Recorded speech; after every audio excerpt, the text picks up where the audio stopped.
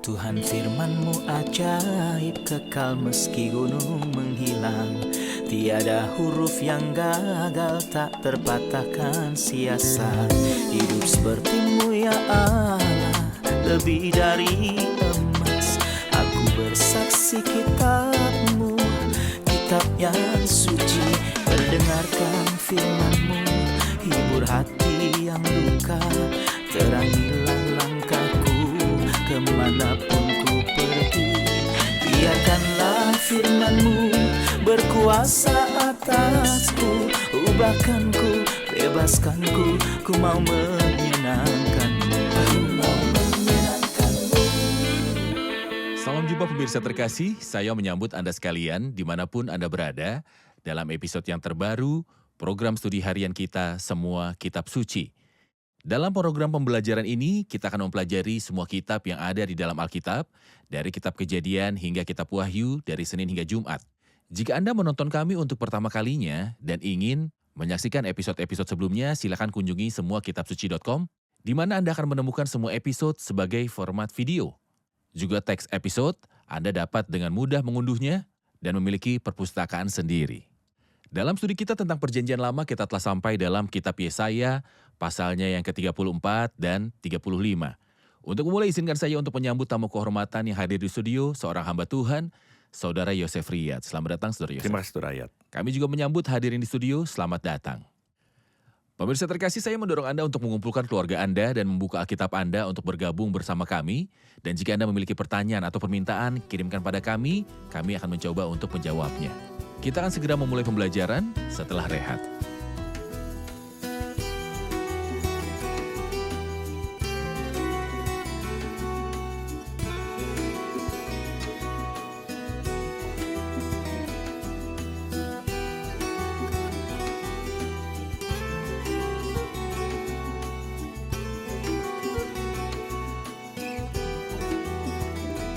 Berjumpa lagi Saudara Yosef. Terima kasih, Saudara Saya Riyad. sangat menikmati belajar bersama Anda. Tuhan memberkati. Tuhan memberkati. Terima kasih. Apa yang pasal 34 dari kitab Yesaya bicarakan? Ya, kita bisa melihat di dalamnya penghakiman orang-orang bukan Yahudi. Izinkan saya menyebutnya malam pada harinya Tuhan. Kita tahu bahwa hari Tuhan, hari ketika Kristus akan memerintah, memiliki malam dan pagi. Pasal 34 bicara tentang malam pada harinya Tuhan. Itulah murka dan penghakiman yang menakutkan. Kemudian di pasal 35 kita melihat sisi lain dari gambar itu adalah pagi pada harinya Tuhan. Ketika Kristus akan memerintah, demikian juga kedamaian dan kemakmuran akan menang di seluruh bumi. Jadi dia berbicara tentang malam pada harinya Tuhan Ya. dan penghakiman. Penghakiman. Pada siapa penghakiman akan datang? Siapakah musuh yang atasnya penghakiman akan datang di pasal 34?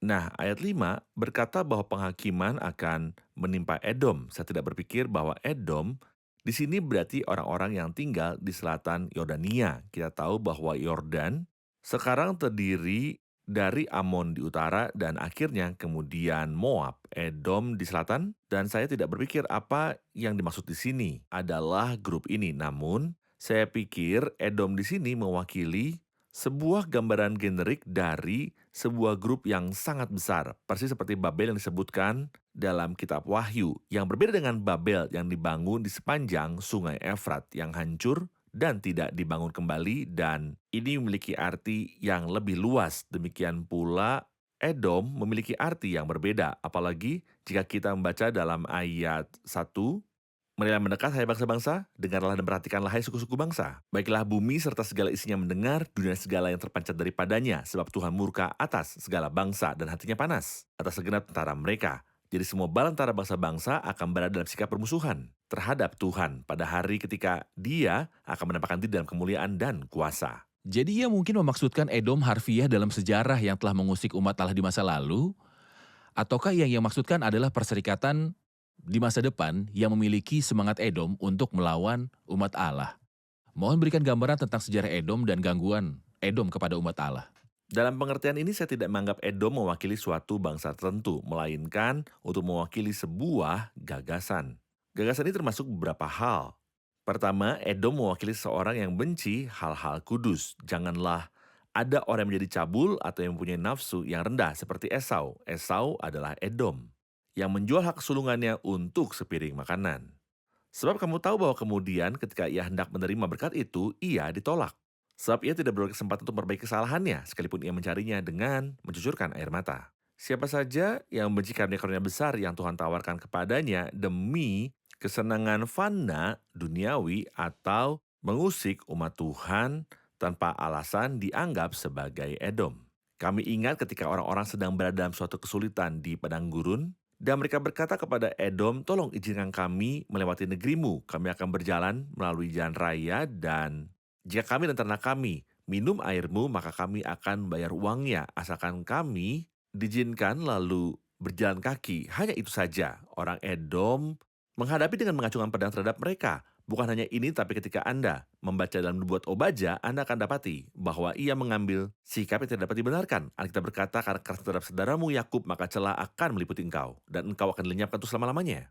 Pada waktu engkau berdiri kejauhan, sedang orang-orang luar mengangkut kekayaan Yerusalem, dan orang asing memasuki pintu gerbangnya, engkau pun seperti salah seorang dari mereka itu. Permusuhan tidak dapat dibenarkan terhadap umat Allah. Saya menganggap karakter umum yang membedakan Edom adalah penghinaan terhadap yang sakral, gangguan terhadap umat Allah. Permusuhan yang tidak dapat dibenarkan terhadap mereka. Semua ini digabungkan di bawah nama Edom. Roh Edom atau pendekatan Edom yang mengumpulkan aliansi dari berbagai negara untuk mengusik umat Allah di masa depan. Benar. Apa penghakiman yang akan menimpa Edom menurut pasal 34? Bahkan itu adalah hal yang mengerikan. Misalnya kita membaca dalam ayat 3, orang-orang yang mati terbunuh akan dilemparkan. Dan dari bangkai-bangkai mereka akan naik bau busuk. Gunung-gunung akan Kebanjiran darah mereka. kebanjiran darah mereka. Ini mengerikan. Gunung-gunung akan kebanjiran darah mereka. Ini mengingatkan saya pada Wahyu 16, saudara ayat. Di mana dia berkata, dan mereka mengumpulkan mereka. Mengumpulkan siapa? Semua bangsa, semua tentara berkumpul di Harmagedon. Harmagedon adalah kata Ibrani yang berarti gunung pembantaian. Gunung-gunung akan kebanjiran darah mereka. Wahyu 14 berkata bahwa darah itu tingginya sampai ke kekang kuda dan jauhnya 200 mil. Gunung-gunung akan jenuh oleh darah, sampai-sampai Ini- mereka akan mengalirkan darah. Adalah sesuatu yang mengerikan, bukan? Hari ini kita dapat mengatakan bahwa gunung-gunung mengalir dengan air, firman Allah penginjilan. Program ini yang disiarkan di satelit membawa bagi kita firman Allah. Gunung-gunung mengalir dengan air, tapi besok gunung-gunung akan mengalir dengan darah. Pada hari kemuliaan dalam kitab Amos pasal 9, ia mengatakan pernyataan yang sangat bagus bahwa gunung-gunung akan mengalir dengan anggur manis, gunung-gunung akan meniris anggur baru. Iya, Bukit-bukit akan mengalirkan susu, jadi ada air. Hari ini ada darah, besok dan ada anggur manis pada hari kemuliaan. ia berkata dalam ayat 5, sebab pedangku yang di langit sudah mengamuk. Lihat, ia turun menghakimi Edom, bangsa yang kukhususkan untuk ditumpas. Apa yang Anda lihat? Dalam pedang dan pembalasan Tuhan yang tidak akan membiarkan musuh yang menghina namanya atau umatnya untuk pergi. Anda perhatikan bahwa ia berkata, karena pedangku telah mabuk di langit, yang berarti bahwa dia akan mulai penghakiman di surga, sebelum ia mulainya di bumi. Ini kita ketahui dengan baik dari kitab Wahyu. Pertama, pedang di surga dan iblis telah dilemparkan ke bawah. Iya. Lalu ketika iblis turun ke bumi, dia melakukan banyak masalah. Dalam penampakannya, Kristus ditangkap semua raja yang bersama nabi palsu dan binatang itu, dan mereka mati dengan pedangnya. Jadi ada penghakiman mengerikan yang akan datang setelah pengangkatan. Ini yang kami yakinkan dalam pemberitaan kami. Hari ini kasih karunia itu gratis, kebaikan keselamatan itu gratis, pembenaran itu gratis. Besok situasinya akan berbeda.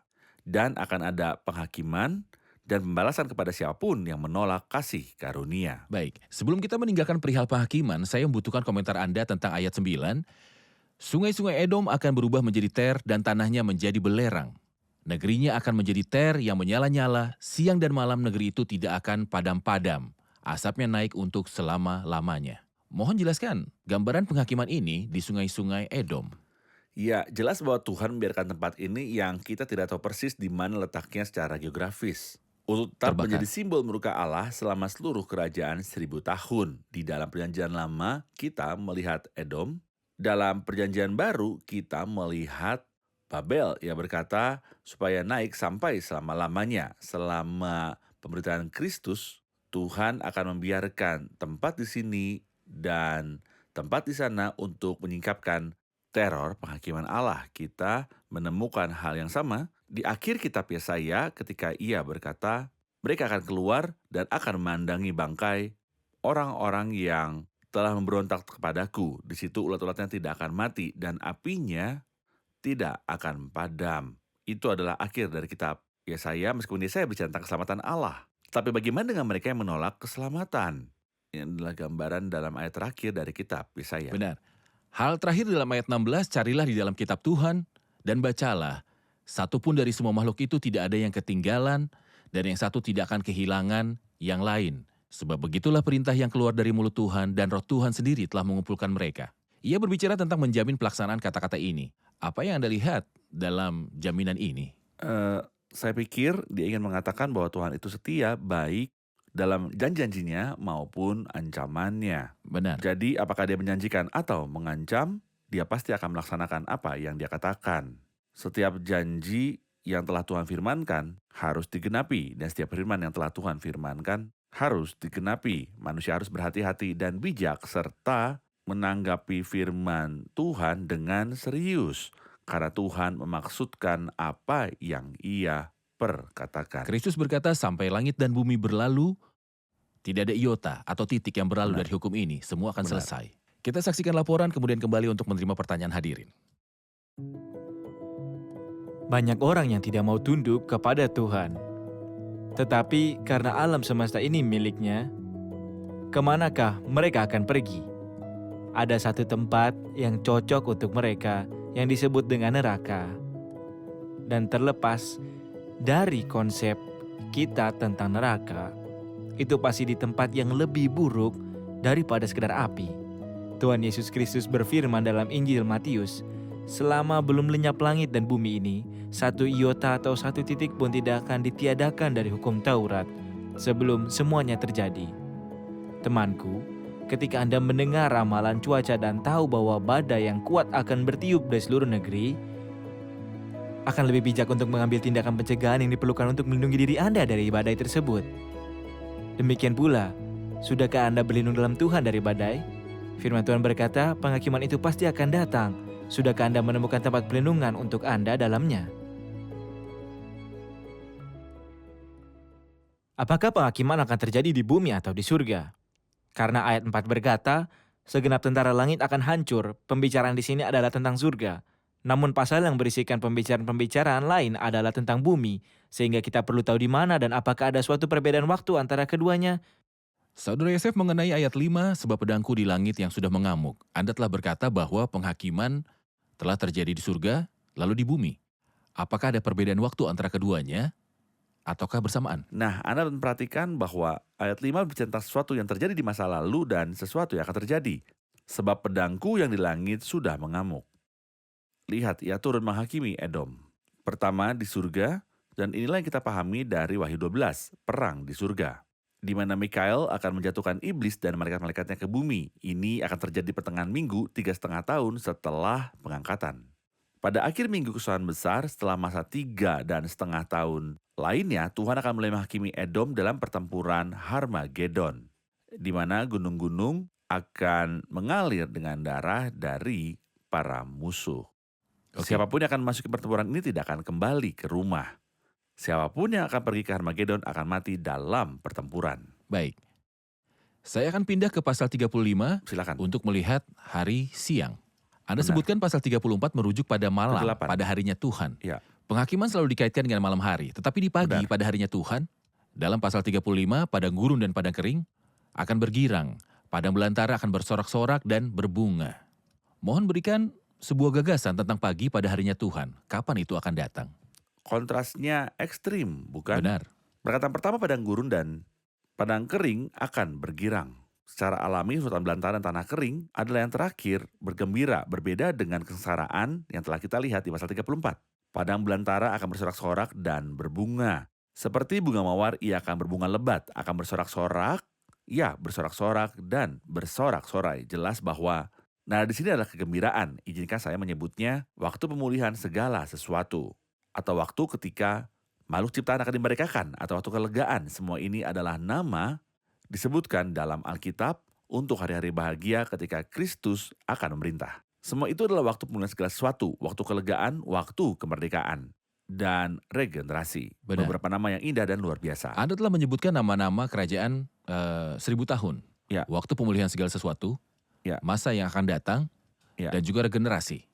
Ya. Mohon jelaskan tentang alasan dibalik setiap nama. Mengapa itu disebut waktu pemulihan segala Oke. sesuatu? Mengapa itu disebut masa yang akan datang? Dan Oke. mengapa itu disebut waktu kemerdekaan segala ciptaan?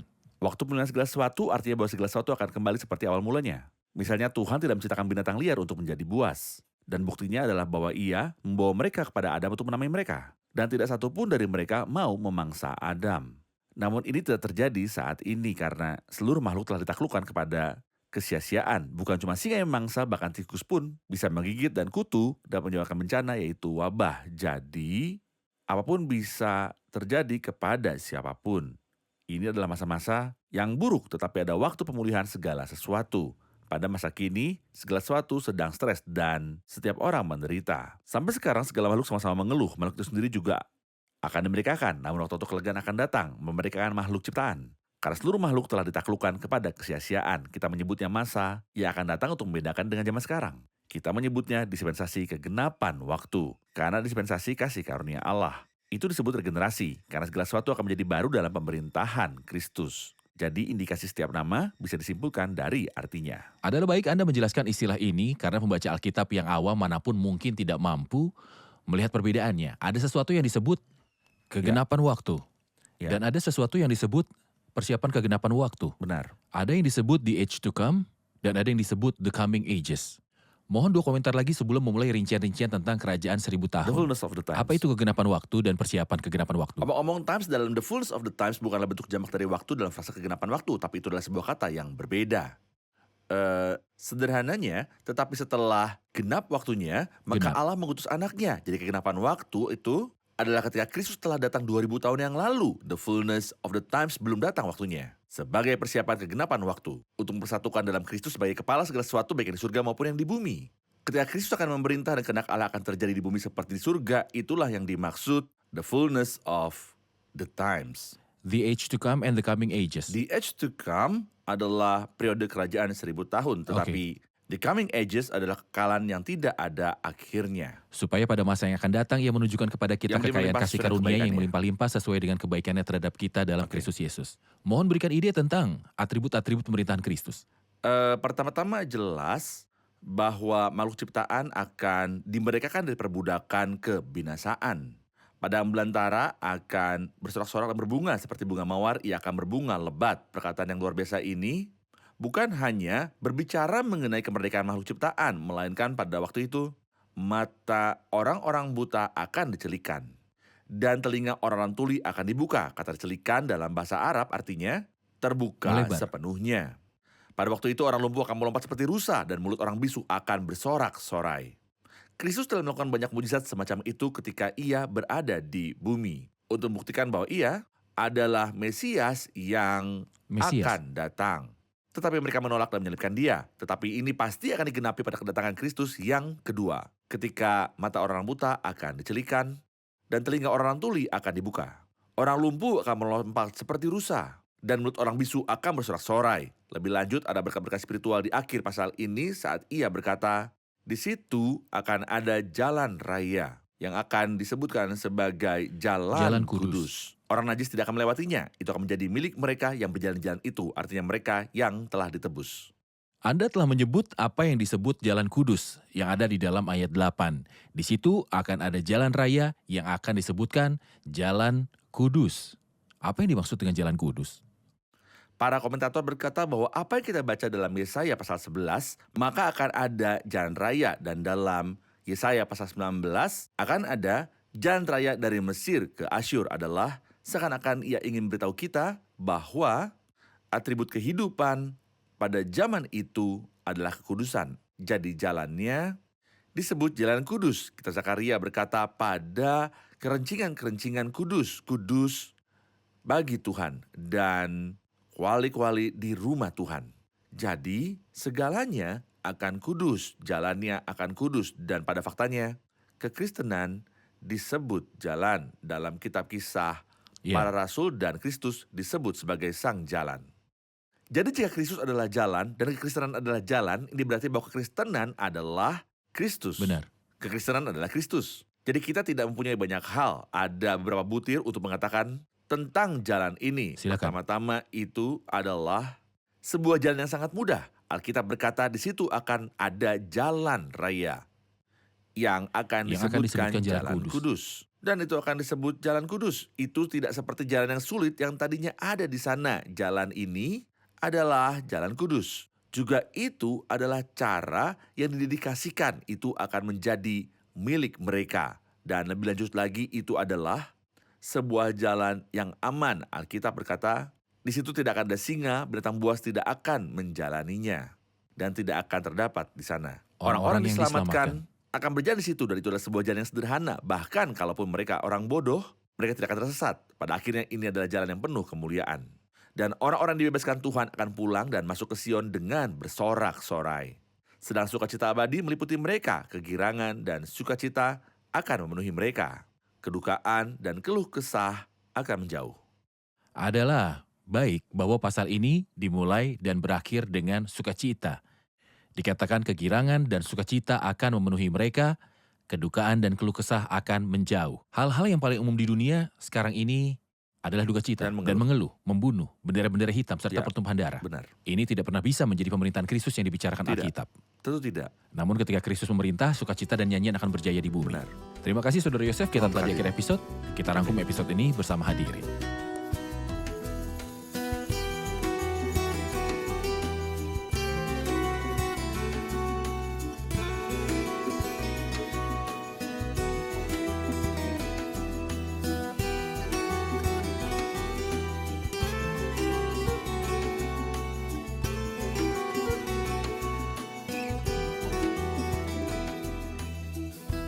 Bagaimana studi hari ini? Anda menikmatinya?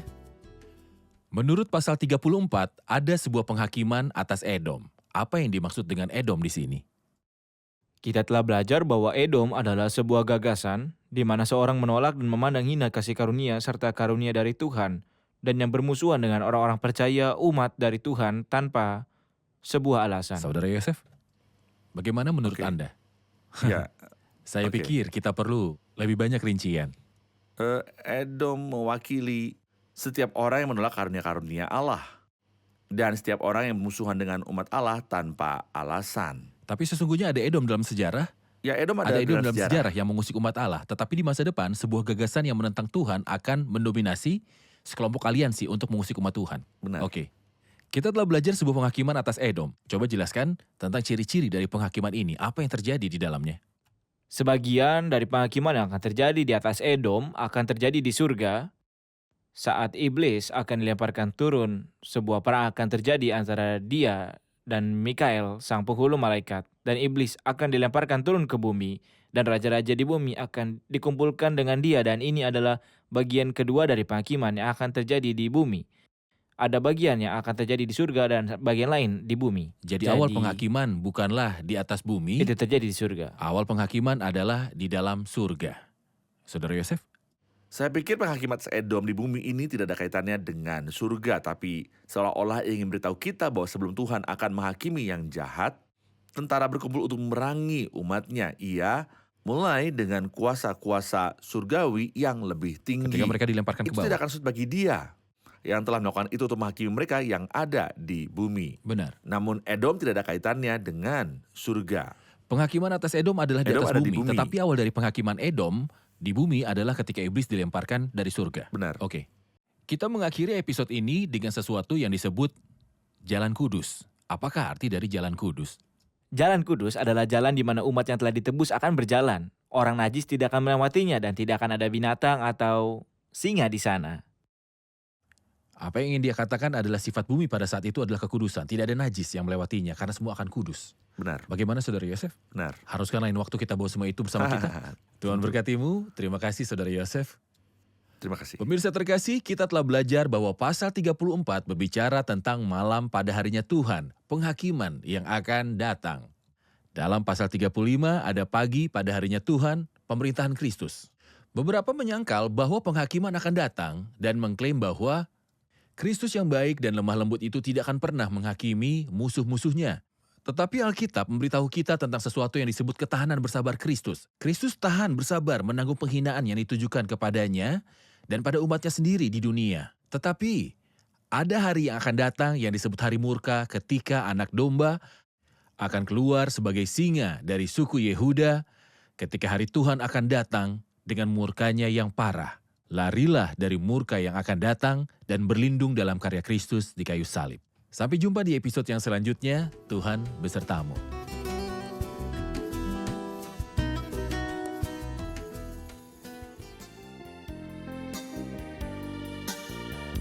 مسح الدمع سكيبا من عيون البسطاء نازعا حزن الحزان زارعا فيهم عزاء غافرا كل الخطايا شافيا من فيه داء رافعا كل البلايا دافعا كل الشقاء رافعا كل البلايا دافعا كل الشقاء يزيح الجبال ينادي تعالى بصوت يهز الضمير يشيع السلام ينير الظلام فيبصر حتى الضرير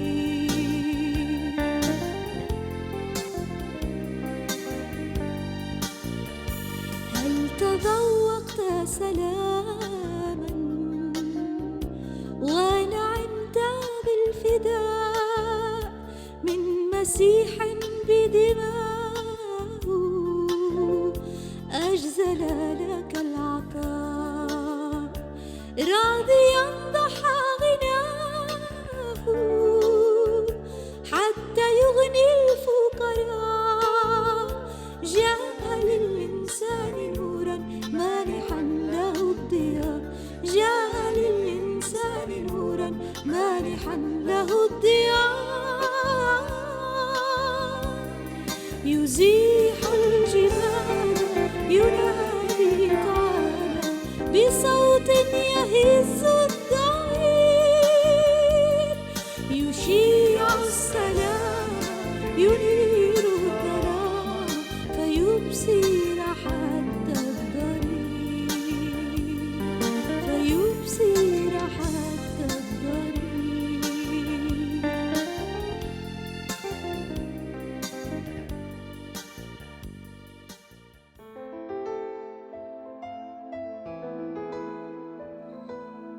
Tuhan firman-Mu ajaib kekal meski gunung menghilang. Tiada huruf yang gagal tak terpatahkan siasat. Hidup seperti-Mu ya Allah, lebih dari emas. Aku bersaksi kitab-Mu, kitab yang suci. Mendengarkan firman-Mu, hibur hati yang luka. Terangilah langkahku kemanapun ku pergi. Biarkanlah firman-Mu berkuasa atasku. Ubahkanku, bebaskanku, ku mau menyenangkan-Mu. Tuhan firman-Mu ajaib, kekal meski ubah dan bebaskan aku.